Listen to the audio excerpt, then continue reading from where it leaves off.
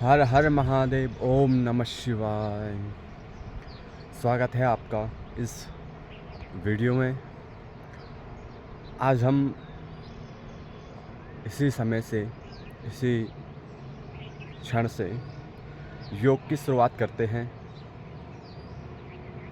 योग की शुरुआत करने से पहले हम योग क्या है, योग क्यों हमें करना चाहिए, थोड़ा बहुत जानेंगे कि योग करने से पहले हमें पता तो हो कि योग क्या है, कि हम योग क्यों कर रहे हैं, हमें क्यों करना चाहिए योग।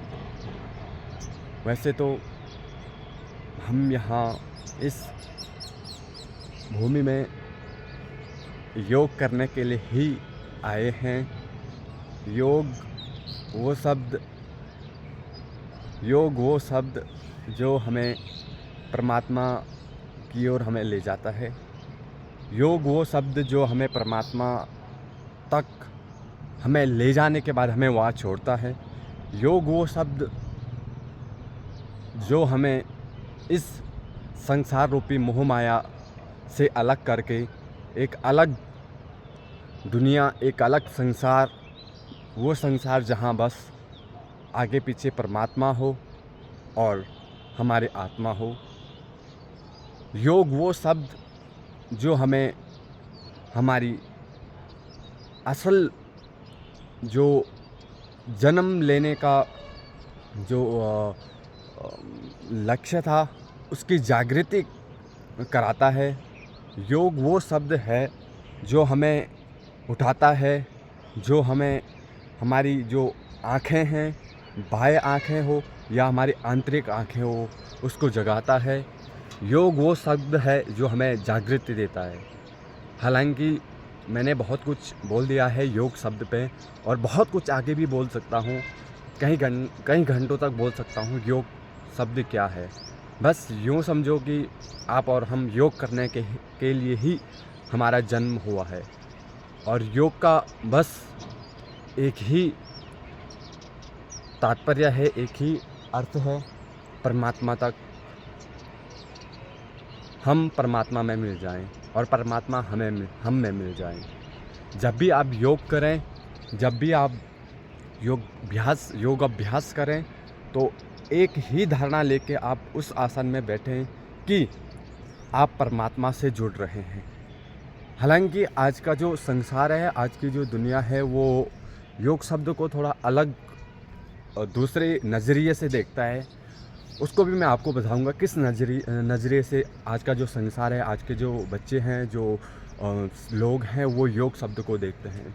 तो आज का संसार अपने आप को स्वस्थ बनाने के लिए योग का सहारा ले रहा है, पर ऐसा नहीं है। हाँ, आप स्वस्थ होंगे, वो तो 100% होंगे, पर योग का एक ही लक्ष्य है। सारे ग्रंथों में, सारे पुराणों में, सारे योग ग्रंथों में, सारे उपनिषद, जितने भी योग ग्रंथ हैं, जितने भी उन ग्रंथों में या हमारे पुराने बोले तो जो आज से कई सौ साल पहले योग तपस्या उन्होंने की, और उनसे हमें जानने के लिए मिला। उनके अनुभव हमने जब पढ़े, उनकी किताबों में, उनके ग्रंथों में हमने जब पढ़ा, तो मैं अपना पर्सनल जो एक्सपीरियंस होता है, वो आपको बता रहा हूँ कि योग बस मोक्ष के लिए है। जो जन्म मरण की जो चक्र है, उसको तोड़ने के लिए, ना कि स्वस्थ होने के लिए। बस मात्र एक ही लक्ष्य है योग का, हमें इस जन्म मरण के अस्वस्थ वाले चक्र से स्वस्थ करना, यानी कि वहाँ से हटाना और पूर्ण रूप से परमात्मा में जुड़ना। जब भी मैं योग करता हूँ, मैं अपनी बात करता हूँ, तो यही एक विचार लेके, यही एक सत्य को अपने पूरे शरीर में बैठा के, अपने मन में बैठा के, अपने सारी इंद्रियों में बैठा के अपने आसन में जाता हूँ और योग अभ्यास करता हूँ। योग अभ्यास का अर्थ ये नहीं है कि आप आसन का अभ्यास करें, आप प्राणायाम का अभ्यास करें, या आप कहीं एडवांस आसन आज की दुनिया में चल रहे हैं उनका अभ्यास करें, नहीं।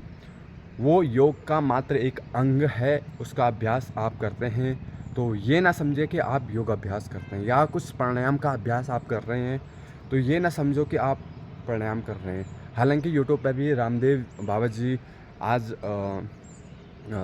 आज की दुनिया में योग प्रचारक के रूप में बहुत विशाल माने जाते हैं। तो उनकी वीडियो देख के या जब भी वो करते हैं योग अभ्यास मंच पे, तो वहाँ से भस्त्रिका प्राणायाम या नाड़ी शोधन ये वो जो भी कराते हैं, वो सुबह उनका सेशन भी चलता है सुबह। तो ये ना समझो कि आप उनका अभ्यास करके हम योग कर रहे हैं, नहीं। आप बस योग का जो अभ्यास है उसके एक अंग है आसन, एक अंग है प्राणायाम। इसी प्रकार अष्टांग योग महर्षि पतंजलि ने बताया है, तो उसमें से 2 अंग का अभ्यास आप कर रहे हैं। तो हालांकि ठीक है, यही कर रहे हैं तो बहुत है, पर आपकी जो धारणा है वो ये होनी चाहिए कि हम परमात्मा से हम जुड़ें, मैं परमात्मा से जुड़ रहा हूँ। इस धारणा को लेके आप अपने मैट पे जाएं, अपने आसन पे जाएं, तब योगाभ्यास करें। आपको एक अलग अनुभव देखने को मिलेगा, एक अलग जो पॉजिटिविटी, जो सकारात्मक ऊर्जा है, जो एक दिव्यता है, वो आपको देखने को मिलेगी, आपको अनुभव करने को मिलेगी। इस विचार को लेके आप अगर उस आसन पे अगर जाते हैं और योगाभ्यास शुरू करते हैं। वैसे तो योगाभ्यास शुरू करने से पहले हमें बहुत चीज़ों का सावधानी रखनी पड़ती है। बहुत चीज़ें हमें पता होनी चाहिए और बहुत चीज़ें हमें योगाभ्यास करने के बाद पता चलती हैं। वो योगाभ्यास करने के बाद पता चलती हैं जब आप, जो मैं पहले बोल रहा हूँ, जो शब्द मैंने पहले बोले कि आप परमात्मा को लेकर अगर आप योगाभ्यास करते हैं तो बहुत चीज़ें आपको योगाभ्यास करने के बाद पता चलेंगी। वो गुप्त चीज़ें, वो रहस्यमय चीज़ें जो हालांकि उन लोगों को पता नहीं होगा जो बहुत एडवांस आसन लगाते हैं या योगाभ्यास को एक जिम सेंटर, एक जिम की तरह लेते हैं, या आजकल के जो सेंटरों में मिलता है योग, उनको हालांकि पता नहीं होगा। क्योंकि देखने को अगर मैं अपनी बात करूं तो अभी तक मुझे देखने को यही मिला है कि योग के नाम पे एक आसन, आसन, बस आसन। आसन भी स्थिरम सुखम आसनम नहीं, बिना स्थिरता होके किया हुआ आसन आज का जो समाज है वो कर रहा है। और ये बात मैं पूरे प्रत्यक्ष प्रमाण जो होता है उसको लेके बोल रहा हूँ कि मैंने एक रिसर्च लेके बोल रहा हूँ। रिसर्च यानी कि एक खोज लेके आपको बता रहा हूँ कि इतने लगभग 10 या 11-12 सालों के एक्सपीरियंस या अनुभव लेके मैं आपको बता रहा हूँ। आज का समाज बिना स्थिर होके आसन कर रहा है और वो समझता है कि मैं स्थिर हूँ, और आसन के नाम पे एक फिजिकल एक्टिविटी वो करता है। और हमें योगाभ्यास आसन करने से पहले या योगाभ्यास की कोई भी क्रिया करने से पहले हमें स्थिर होना बहुत ज़रूरी है, अनुशासन में आना बहुत ज़रूरी है। महर्षि पतंजलि कहते हैं अपने पहले ही सूत्र में, अथ योगानुशासनम। हम योगाभ्यास शुरू करने से पहले एक अनुशासन में आ जाएं, तब जाके हम योगाभ्यास शुरू करें। ना कि हम योग की क्रियाएं करने के बाद अनुशासन में आए। योग आपको अनुशासन में नहीं लाएगा, आपको योग आसन करने से पहले अनुशासन में आना होगा। हाँ, हालांकि योग तो आपको अनुशासन में लाएगा ही, पर योगाभ्यास करने से पहले आपको खुद ही एक अनुशासन में आना पड़ेगा। वो अनुशासन जो हमेशा हो, वो अनुशासन जो नित्य हो, हर क्षण हो, हर सेकंड हो, हर एक समय हो आपके साथ। ऐसा नहीं कि वो अनुशासन नहीं जो आप योगाभ्यास कर रहे हैं उस समय, बस वो अनुशासन नहीं जो आप दूसरे को दिखाने के लिए कि मैं 4 बजे उठता हूँ, या मैं सुबह स्नान करता हूँ, मैं पूजा पाठ करता हूँ, या अन्य क्रियाएं आप कर रहे हैं, ये अनुशासन नहीं। वो अनुशासन जो आपके साथ हर समय हो और वो सत्यता के साथ हो, वो झूठ ना हो, वो अनुशासन। ऐसा अनुशासन महर्षि पतंजलि जी बताते हैं। वो ऐसा अनुशासन एक योगी के अंदर घटित होने की बात करते हैं। तो ऐसा अनुशासन के बाद हम योगाभ्यास शुरू करते हैं तो हमें एक अलग दिव्यता का अनुभव होता है, एक अलग ब्रह्मांडीय ऊर्जा का अनुभव हमें करने को दिखता है। तो अब बात करते हैं हम योगाभ्यास शुरू करने से पहले हमें क्या-क्या सावधानियाँ हमें रखनी है। तो सबसे पहले तो आपको पता होना चाहिए योगाभ्यास शुरू करने से पहले हमें यम और नियम, ये बहुत बहुत बहुत ज़्यादा इम्पोर्टेंट ये 2 शब्द मैंने बोले हैं और इन 2 शब्दों में बहुत रहस्यमयी बात छुपी है, बहुत ब्रह्मांडीय रहस्य जो बोलते हैं इन 2 शब्दों में छुपी है, वो मुझे देखने को मिली है। हालाँकि जब लोग आसन का अभ्यास करते हैं तो इन यम नियमों का तो उनको पता नहीं होता है। बहुत सारे लोगों को, बहुत सारे कि 99% लोग इन दोनों के बारे में आप जानते ही नहीं हैं। जबकि ये हमारे नित्य जो हम कर्म करते हैं उन्हीं में से हैं ये 2 यम और नियम, ये 2 बातें। जहाँ महर्षि पतंजलि बहुत सरल भाषा में इसका संक्षिप्त वर्णन करते हैं अपने योग सूत्र में कि यम 5 प्रकार के होते हैं और नियम 5 प्रकार के होते हैं। तो इनका हम अपने जीवन में नित्य इनको अपने आचरण में लेके उसके बाद हम आसन का अभ्यास करें। तो आपको मैं बार-बार बोल रहा हूँ, आपको एक अलग ऊर्जा का अनुभव करने को मिलेगा, क्योंकि मैंने अनुभव किया है। और यहाँ पे मैं की भावना करके मैं आपको नहीं बता रहा हूँ, क्योंकि बताने का तरीका यही हो सकता है कि इस शरीर ने अनुभव किया है वो चीज़ें जो आपको बता रही हैं। जो अभी आपको इस मुख से जो शब्द निकल रहे हैं वो इसी प्रकार बिना अनुभव जनित शब्द नहीं है, ये अनुभव को लेके मैं आपको बता रहा हूँ। तो यम और नियम वेरी इम्पोर्टेंट ये 2 अंग हैं योग के। बिना ये 2 अंग का पालन करते हुए अगर आप योगाभ्यास करते हैं तो आप योगाभ्यास नहीं कर रहे हैं।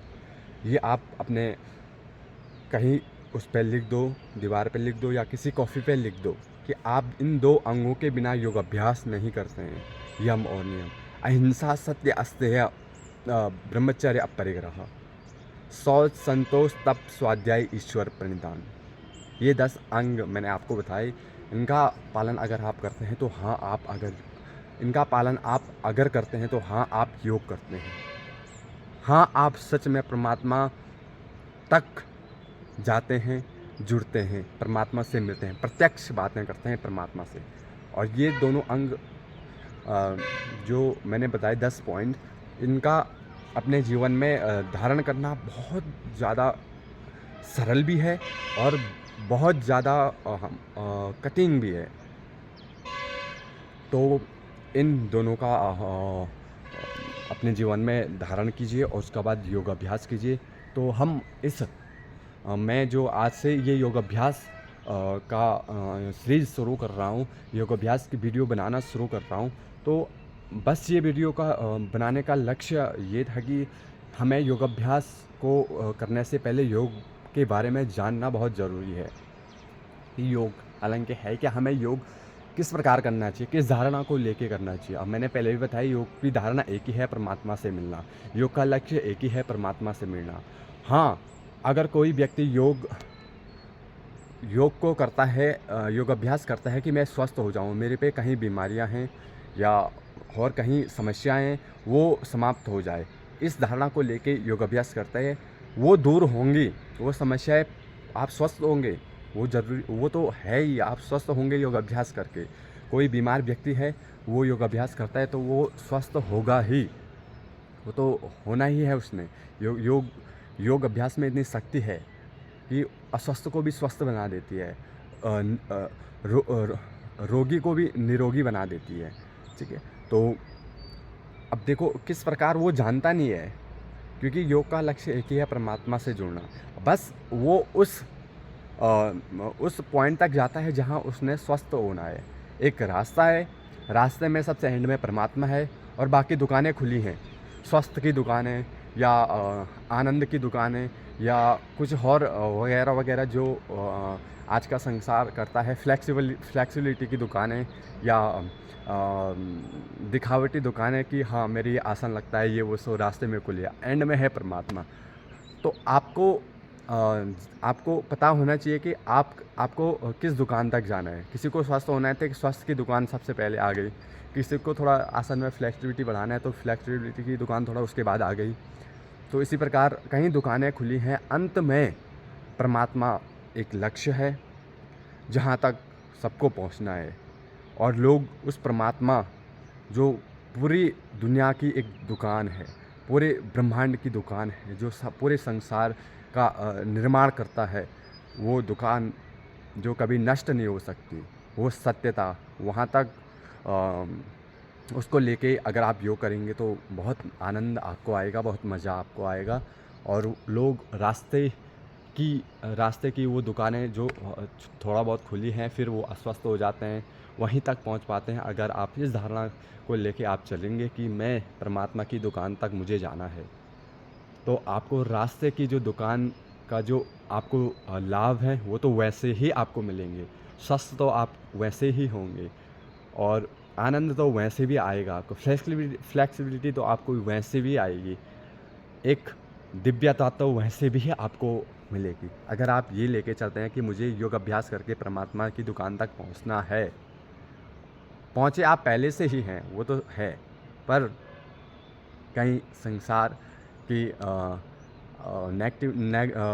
नकारात्मक ऊर्जाएं या संसार की कुछ ऐसी बातें हमसे लग जाती हैं कि हम उसको भूल जाते हैं, परमात्मा को भूल जाते हैं। योग वो सबसे पहले वो दूर करेगा, वो नेगेटिविटी को, वो गलत विचारों को सकारात्मक विचार भरेगा, फिर आपकी योग का जो मार्ग है वो शुरू होगा, वो आनंद की दुनिया आपकी शुरू होगी। तो करते हैं आज से हम योगाभ्यास का एक नया जीवन शुरू, एक परमात्मा से रचित एक नया जीवन शुरू, एक दिव्यता से भरा नया जीवन शुरू, एक सत्यता से भरा नया जीवन शुरू। वो सत्यता जो हर क्षण है, हर समय है, हर एक सेकंड है, हर एक पल है, ऐसी सत्यता। तो बने रहिए आप हर समय, हर क्षण योगाभ्यास करते हुए।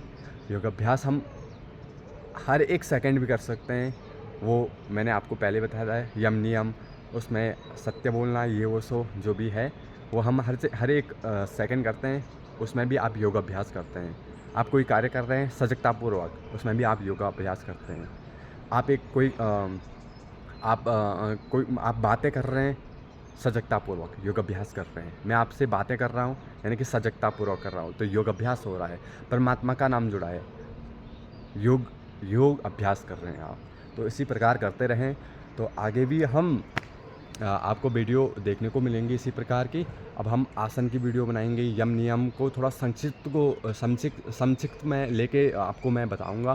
प्राणायाम हमें कैसे करना है, अलग अलग प्राणायाम बताए गए हैं हठ योग में, और ध्यान हम अपने अंदर घटित कैसे करें ध्यान को, वो हम जानेंगे। उसके बाद समाधि, वो तो मानो आप परमात्मा से मिल गए, परमात्मा से आप वैसे उस समय मिल गए जब आपके अंदर ये बीज आ गया कि मैं योग करूँगा, आप परमात्मा से मिल गया, यानी कि आपको समाधि प्राप्त हो गई। पर ये बीज हर क्षण रहना चाहिए, यही बीज बिल्कुल इतना बड़ा पेड़ बनना चाहिए कि वो पेड़ जो सबसे बड़ा हो।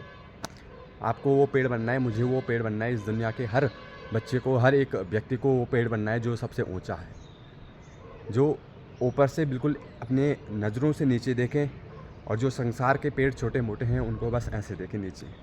हाँ ठीक है, छोटे मोटे पेड़ नीचे हो, आप सबसे बड़ा पेड़ हो, मैं सबसे बड़ा पेड़ हो, और सारे बच्चे अपने नए बड़े बड़े पेड़ हो। तो मिलते हैं आपसे अगली वीडियो में, ज्ञान भरी वीडियो में, एक आनंद भरी वीडियो में। बहुत कुछ आपको जानने को मिला होगा, बहुत कुछ समझने को मिला होगा। इसी प्रकार और वीडियो में भी आपको बहुत कुछ जानने को, सुनने को और अनुभव करने को मिलेगा। तो बने रहिए। हर हर महादेव, ओम नमः शिवाय।